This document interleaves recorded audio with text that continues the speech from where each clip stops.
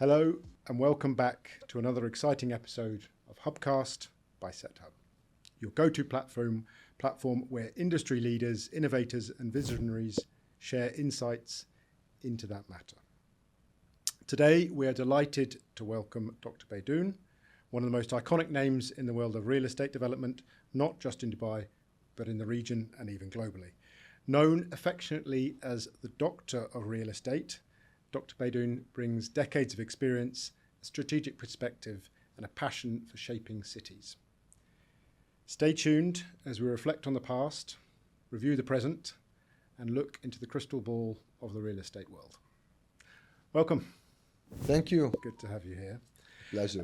I've mentioned a few things as we were talking off camera there. There's also some other areas which are of interest, which we'll touch upon during this. If we start with an opening gambit of the real estate market here, if you were to cluster it, is it developing, maturing, or matured? It's still developing. It's not maturing yet. And the reason for this, you need to understand the logic by which a value is driven for real estate properties in any place in the world, not just in Dubai. Usually, value of real estate properties is driven by two things: scarcity of land and density of population.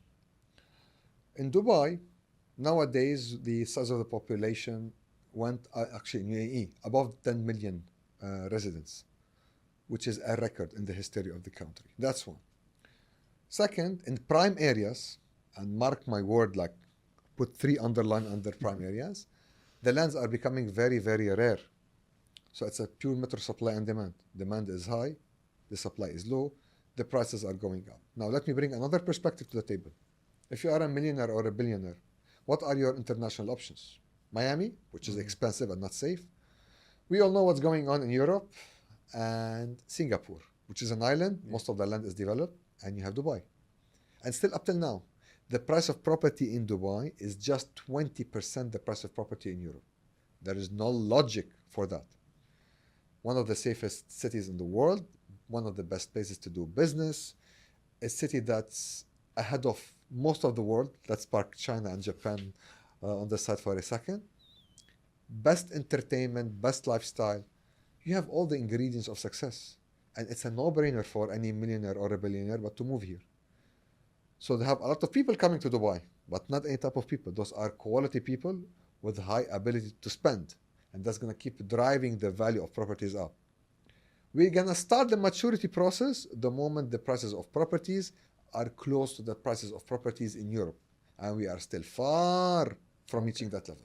And you mentioned Dubai a few times, and I'm always interested. I've been in the region for many years, and the focus has always been on Dubai. But how are the characteristics of the other Emirates when compared to Dubai, the headline-grabbing Dubai? But then you're looking at Abu Dhabi, which I'm sure has a very different character, very different demand, Ras Al Khaimah, Sharjah, Ajman. So how does it position the UAE as a whole, and then looking at the Emirates and their different characteristics for real estate? Look, definitely when you hear the word UAE, the first thing that comes to your mind is Dubai. However, we are at UAE very blessed because of the change of the different ecosystem characteristics in different Emirates. Dubai is the central hub, urban, beaches. Abu Dhabi, it has the mangroves. It has one of the longest beach fronts. Ras Al Khaimah, you have the casino, and still you have very nice beaches. Al Quwain, it's very well known for the quality of water and the species and the corals in that area. So each city has its own charm. And given the fact that most of the lands in Dubai are developed to a high extent, it's inevitable, but the demand to spread along other cities. And that's actually is gonna make UAE, and not just Dubai, the hub, the main country, the main metropolitan country in the region and potentially in the world. Yeah. And it's a shame we have international clients, and often they don't even realize there's other Emirates. Yeah, true. And there's a lot of great experiences to be had in the other Emirates. Fujairah, Ras Al Khaimah, as you mentioned.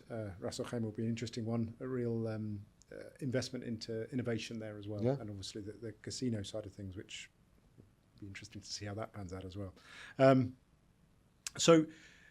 We were speaking earlier. If you look at the past 2 decades, and the 2 decades would surely have been developing, not maturing. You've had various milestones, for better or worse. So you've had the financial crisis, and since then, I think pretty much it's been pretty linear growth with a few dips. Bumps, yeah. There's a few points which are of interest. How Expo impacted the physical footfall and exposure of that area, but also how that's been developed commercially and residentially. That's one point, the Expo as a milestone. Golden Visa, if you saw any pickup in property purchases to drive the Golden Visa, to take advantage of that 10-year Golden Visa window, and COVID, and how COVID impacted the real estate, and if we touch on the commercial side of things as well, but on the residential side, how it changed the marketplace, and are we back to a new normal? Do you think people are, we're looking at a 4-day week now, some Emirates already have it. How you expect the real estate market to change if there's more work from home, and that's a lot to do with the supply of villas. There's a lot of people demanding villas as opposed to townhouses, etc. So if you can just sort of talk through each of those milestones and any other ones I've missed, to see what impact has had on the demand and supply. Financial crisis in 2008, I believe it was a blessing for Dubai. Dubai was still a young city at that point in time. The market was up, and some rules and regulations were required. And that financial crisis actually accelerated the learning process, by which Dubai put all the systems of RERA, the escrow accounts, to make sure that the customer is protected, and also the developers are being protected from themselves before anybody else. It seems crazy to think they weren't in place, any of those regulations before, but yeah. That's one. Second, fast forward, we had a couple of bumps, dips in the process, but it's part of the normal market cycle. Then COVID came, and the whole world was collapsing at that point in time. Dubai closed only for 2 months. Everyone was accusing us of being too risky, taking too much risk. But the way Dubai managed the crisis, the way they managed COVID, the way they managed the tourism during COVID, the way they managed business, it proved to the world that that's a resilient country that's able to manage any crisis, and that increased substantially the level of trust of the international society and of high net worth individuals for them to come and make Dubai and UAE their #1 destination, and maybe their first home is now in Dubai. Yeah. I missed out on an opportunity to. There was a place that I looked at and I didn't, and I should have. Could have, would have, should have. But, Now, how the change in the number of working days would impact the city, I think that's gonna substantially boost the sales of real estate. You're gonna be wondering how and why. Initially, people used to spend most of their time outside of the house because you work from morning to evening, you go home, just chill for a couple of hours and sleep. And on weekend, you spend a few hours, but then you want to go out and have fun. Now, I believe people are going to be more in demand for larger properties where they could have their own private space, private offices, maybe private entertainment, bigger terraces, and that's also on the apartment, not just on the townhouses and villas. So you're going to see even on the property side, on the apartment side, that the demand is going to go up on larger units, which is going to eventually lead to even a higher demand in the real estate market. And that's going to help, obviously, in reducing the amount of traffic and the CO2 print of the city. But I think even for the economy, that's going to be a fantastic thing. And at the same time, it's going to help in bringing a lot of new concepts, and that's my personal opinion, and the way business will be handled. I feel in the coming future, in the very near future, the idea of freelancers will be extremely common in Dubai, which gonna even accentuate or even boost more the sense of entrepreneurship in the city and of its residents. Now, as far as the Golden Visa, definitely it had a major impact on properties. people used to come to work in Dubai and then leave and go back home to retire. No, not anymore. I've been in Dubai for around 10 years. I have zero plans to go back to Lebanon, even for retirement. Yeah. I have like golden visa will give me the option to stay here till I die. And definitely I'm taking that option. And many people are doing the same. Yeah. You mentioned something there about the infrastructure and the sort of layout of the emirate. The metro, when it first came out, everyone was quite suspicious of it. It will never work. They'll never take taxis, and it's not connected. It's been a huge success. Has that driven up? If you're based by a metro station now, has that driven up the price of real estate? Is it something that which people look for both residential and commercial? The proximity to metro stations. In general, yes. The presence of a metro station next to ultra luxury properties doesn't really impact it, to be all honest. Okay. But for mid-class, definitely it has an impact. Some people love the convenience of the metro. It's very convenient. Plus the way Dubai implemented the public transportation, even public transportation is luxurious in Dubai. So you look at the quality of, the metro cabinets, the seats, everything is very well maintained. Nothing is dirty, properly controlled. So even the metro in Dubai is a luxury experience. That's why it was a successful story. Yeah, no, absolutely. I think it's been a tremendous success. I was surprised to see how old it is. It's over 10 years old now already.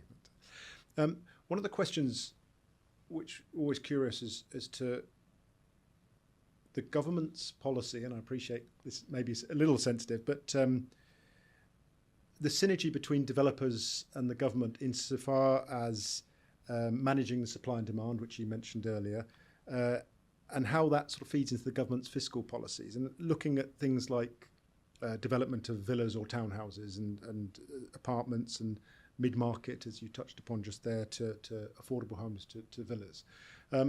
How does that work, if you can just sort of lift a little bit on that?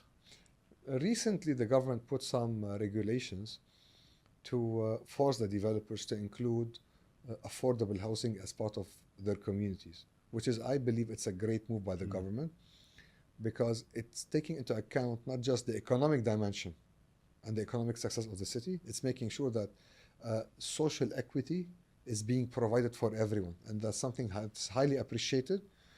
And in many cities, like even where they're claiming that's being implemented, is being implemented in a way that's harming the economy. The best example is Europe, where it has taken to the next level, and you have so many planning committees that needs to approve any single project, and that's derailing the economic process and the economic cycle.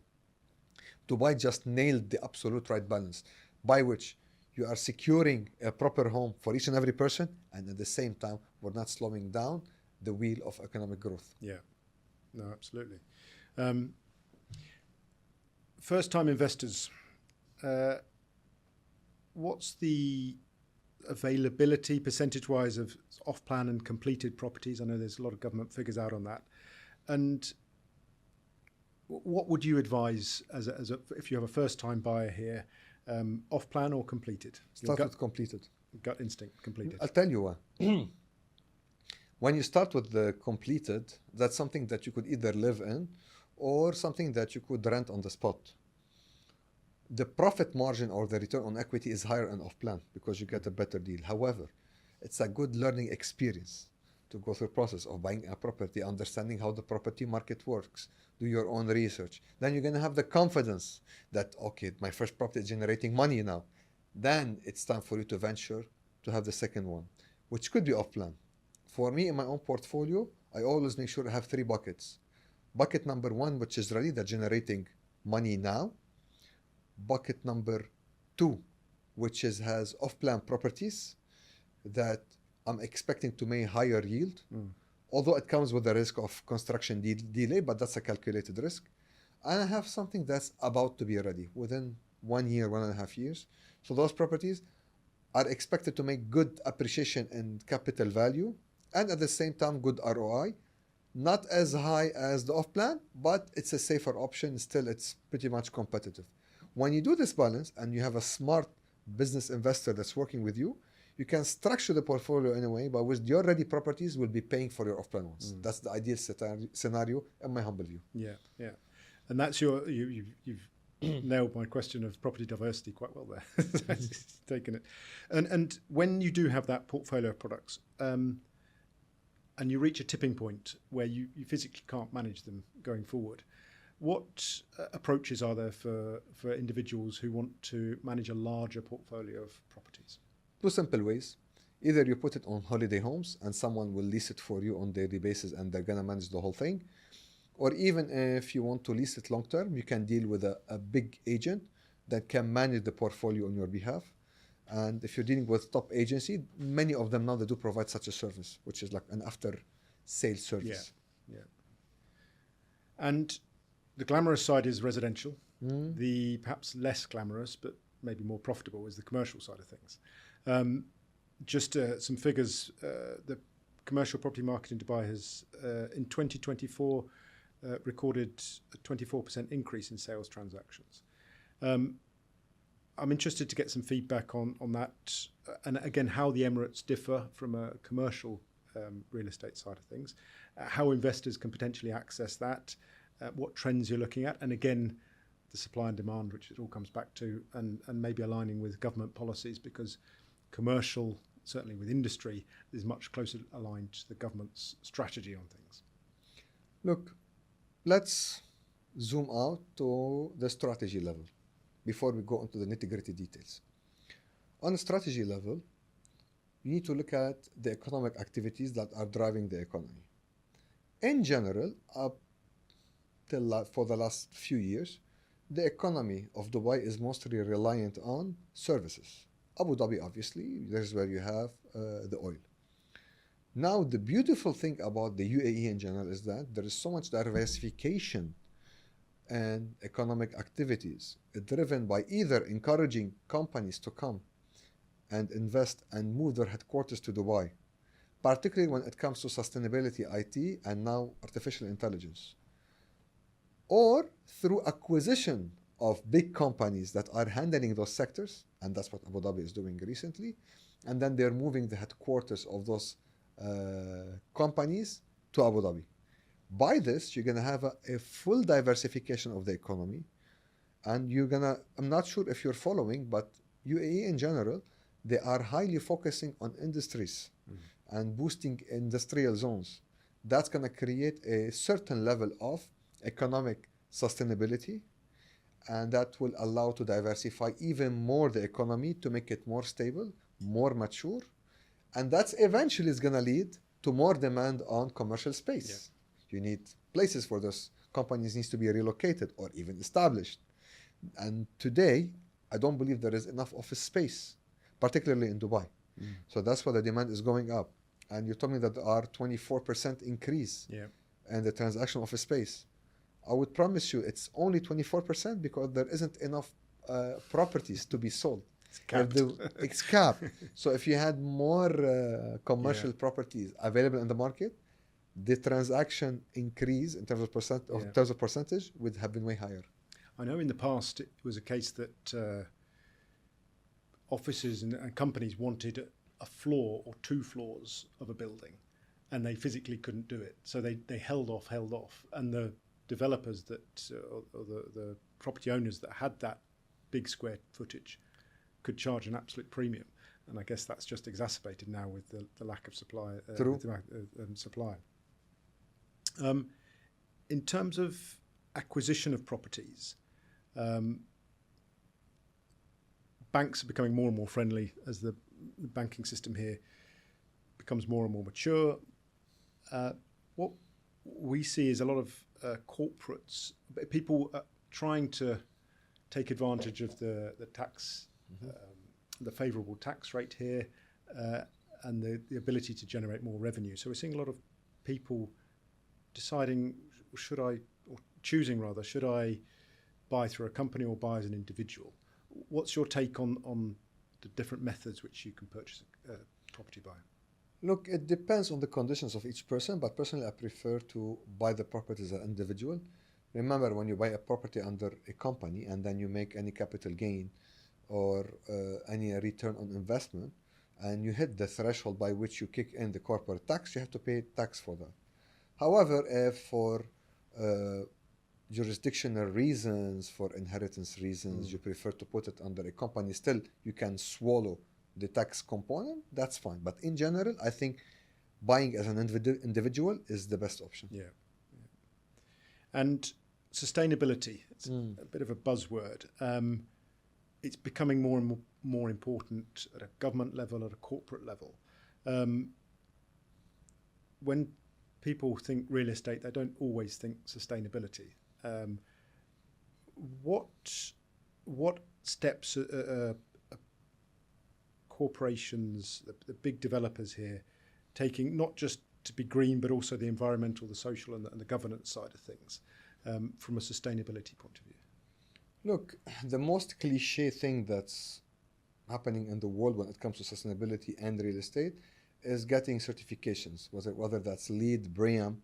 Personally, I'm not a believer in that. That's personally. It's because those systems are designed for certain climatic conditions and certain environments. And most of this focus is on the ecological part of sustainability, reducing power consumptions, reducing resources consumption. However, sustainability as a term is way more strategic than that. And it has been defined in Rio Conference back in 1992, where sustainability was defined as having three major pillars, which are economic, social, and ecological. Everyone now is focusing on the ecological. They're forgetting the social part and the economic part. Dubai, definitely, through its economic activities that are pushing the real estate sector and using companies that are already based in Dubai, that's helping substantially in boosting local economies. And at the same time, Dubai is very open and at the same time is very much culturally respectful, okay, and adaptive. If you're someone that's religiously committed, they have something for you. If someone likes to party, they have something for you. You can be whoever you want in Dubai without having the fear of being judged. Yeah. And I think that's the ultimate level of social justice. So by this, I think Dubai definitely is hitting the three elements altogether. As developers, we are working under the umbrella of the government. Even if you are part of a private sector, definitely we are part of this ecosystem because all the development companies are using contractors and hiring consultants. So that's feeding back into the economic cycle. When we design any building or a villa or a townhouse, definitely we take into account the social norms and the social habits. And at the same time, we try to minimize as much as we can the carbon footprint and the impact on the local ecosystem by using sewage treatment plants, by relying on grey water, by relying on solar power. All of those components are definitely helping in being more sustainable at the level of the developments and at the level of the country. I'm seeing more and more solar panels pop up all over the Emirate. Exactly. Which is great. In terms of and this is you've just touched upon both sides of the coin. Is the demand for, if we look at the greener, the environmental side of sustainability, is that more top down or demand from the bottom? Honestly, there's no demand for this. I know there's going to be very ruthless and blunt from my side, but that's the truth. Yeah. It's as simple as this. If you have a sustainable project versus a non-sustainable project, that doesn't mean you're going to get more premium for it. And I'll be more honest. People take the example of the sustainable city as a good example where prices of properties went up. But the devil lies in the details. The prices there went up because there is almost no service charge in that community. That's the reason. And what there's almost no service charge, it has nothing to do with the solar panels. It has nothing to do with all the sustainable measurement that they took. It's because the retail of that community is owned by the owners association, and the rents of the retail is being used to sponsor the community and maintain it. So tags and sounds to be very flashy, and headlines seems to be very flashy. When you go deep down into the details, numbers, financials are the ones that drive the real estate sectors, not just in Dubai, in the whole world. Yeah. And whoever tells you anything apart from that, with all my due respect, that person doesn't understand the economies of real estate. Yeah, I suspected that might be the case. So we're seeing a tremendous amount of clients come to us wanting to move away from Europe, as you said a few times, for many reasons, set up their business here, and to look at Dubai as a home, not just somewhere to have an office and come in here every couple of months. What advice would you give an entrepreneur or small business owner considering that step to Dubai in terms of when to move forward with that investment, either into the commercial property side of things or into the residential side of property things for themselves? Today, if I have the opportunity, I will buy commercial for sure for the right number. Remember, any single deal in the world makes sense if the numbers are right. So if I'm getting a proper deal where I'm making a higher margin than the residential, which should be the case nowadays, unless the owner of the property has overpriced the property. Under those conditions, you go for commercial. Now, if the commercial gets overpriced to the point where you're making less yield than the residential, definitely you move to a residential. There's no emotions in that. It's the game of the numbers. And for people who might be listening from overseas, it's not as simple as the definition of a residential or commercial space. You can't just take a villa and say, actually, we're going to all work from here. It's now a commercial space. There's very clear guidelines as to what is a residential and what is a commercial 100%. space. And if you want to simplify this for a lay person, in a residential unit, you cannot have clients visiting you. You cannot have business meetings in your property. It's as simple as that. The work from home is still fine. Exactly. Exactly. Yeah. There's lots of buzzwords around the Dubai 2040 and beyond, and Dubai 2030. What's for the? How is the real estate market preparing for the next wave of people moving here, in terms of the digital nomads, which you mentioned earlier, and global investors? I think gone are the days where people used to spend 3-4 months away for summer. People are here full time. How is the real estate market looking to cater for these sort of individuals that will be moving here? Look, people are moving to Dubai each and every day. We're not waiting for the next wave. We are already in the wave that's not stopping. It's as simple as that. So in the wave machine. Exactly. So definitely that's one of the people will say, like, yeah, there is an oversupply in the market. 175,000 people are moving to Dubai each and every year. Around between 2,000 to 4,000 of those are millionaires.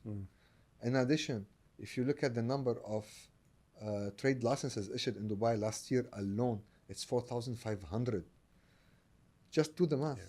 If each trade license is having just 10 employees, okay, that's already 45,000 people. And those that are going to come with families, assume a size of household of 3.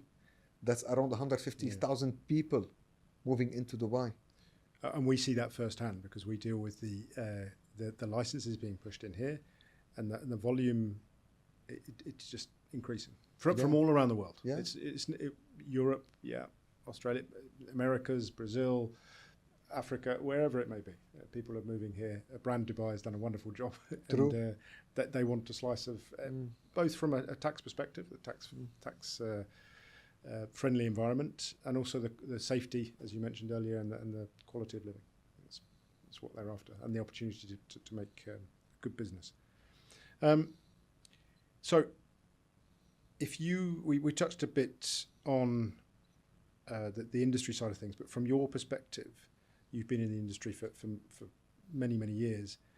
What's your proudest moment, project, milestone, transformation that you've witnessed? Real estate sector. Real estate side, actually the proudest moment might be tomorrow. You know why? Because tomorrow I'm expecting Business Reporter article to come out in which they are featuring me as the Architect of the Year. Congratulations. Thank you. Good. If you were to start a business tomorrow, outside of real estate, what industry would you choose, and why would that be? Actually, I wouldn't start a business. I would do something else. I would do an investment. I will do a combo of investments between SP 500 and Bitcoin. And I will invest, not trade, and I'll leave it. It's going to appreciate over time. SP 500 makes 8 to 9% each and every year. If I leave the profit there, it's going to be even more compounded. No headaches, minimal risks. Just let the money work for itself. We're seeing quite a lot of proprietary crypto traders move here with a proprietary license and a crypto trading license if necessary as well. And they want to take advantage of the tax-friendly environment here. 100%. And it's a good place to live. Definitely. Actually, I was on a roadshow in London. Funny enough, two crypto millionaires came and bought from me 2 large penthouses. But guess what's the age of these 2 young millionaires? Don't tell me. Just teenagers still? 17. Really? They had to bring their parents to sign the SPA. It was hilarious. But I was so proud of these 2 guys. Yeah, fair play. That's, They're almost the age of my kids. My kids are 16. Oh, look at them. These guys did a great job. Yeah, no, they're fantastic. Shouldn't begrudge them at all. Congratulations to them. And you mentioned some of your, when we were talking off camera, you mentioned some of your other activities. Fitness, just tell us a little bit about that from your perspective, what you're involved in, what your goals are for this year. Look, from a fitness perspective, I was always a fitness enthusiast since the age of 14. This is when I started my journey in mixed martial arts. At the age of 16, I became a national champion for the first time. I became a national champion again at the age of 17. 18, I had my first black belt. And then I've won multiple local championships. Actually, I had a crossroad at the age of 18 because I was already accepted for the School of Architecture. And I was called to be part of the national team in Lebanon and to represent Lebanon in the World Championship. I thought I could do both. I couldn't. I had to make a choice, so I chose architecture. And I think I made the right choice. But I kept competing locally. I won many championships in Muay Thai. And at the age of 35, I got my second black belt in an MMA under the Jiu-Jitsu Federation. And since I came to Dubai, also I focused on fitness a lot. So I won a couple of championships in CrossFit. And last year I participated in a muscle show. And by the way, I don't lift weights. People always think I live in the gym and I lift weights every day. I don't like lifting weights because I believe in calisthenics. I believe in body weights. The problem with the fitness industry nowadays is that the fitness trainers try to make it as complex as possible for you to feel that you need them. It's extremely basic. Lower the bar for fitness. 100%. Yeah. The rules are simple. Do compounded movements to engage as much muscles as possible. For any average person, if you can do pull-ups, dips, and squats, you're good. You can run. You don't need even to run. You can walk.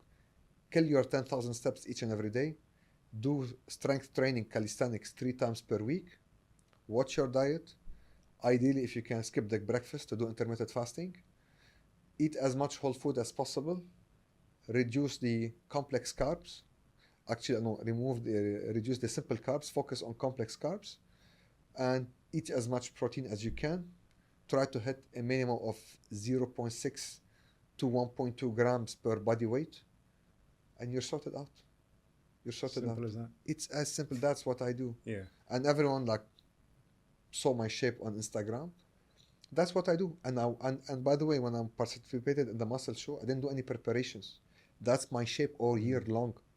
So I called my fitness trainer at home. Can you teach me posing? I'm going to participate in a competition in 6 weeks. He said, yeah. So he just taught me posing for 6 weeks and bang, I'm on stage. Great. Congratulations. Thank you. Congratulations. And for the next year, I'm planning to participate actually in a mother muscle show, but I want to participate in a tested muscle show to compete against other natural athletes. Yeah. You're doing any high rocks? You mentioned you've done CrossFit. Quite a few CrossFit championships. Actually, that's one of the new things that my friends are convincing me to try. I think it's my cup of tea because from one side I have a lot of power in my body and I have a high level of endurance. And that's actually the combo that you need for high rocks. Yeah. So I think I will try it this year. Let's see how I'm going to perform. Yeah, Maybe I'm going to add one more trophy to my... There's an event in Abu Dhabi in a month's time. So, cool, I think, cool. yeah. I'll check it. So, yeah, good. And if anyone wants to get in touch with you about any queries on real estate or any other advice which you give for fitness, I know you do a few other things which is of interest maybe for a few people as well. How would they reach out to you? I have my own website that includes my online course. It's called the Baydoun Hack. And also there is an option to schedule a one-to-one meeting with me. So feel free to use the link in my Instagram account. Either you could get the course or you can book a one-to-one session with me. Great. Doctor, thank you very much for your time. My pleasure. Pleasure. Thank you.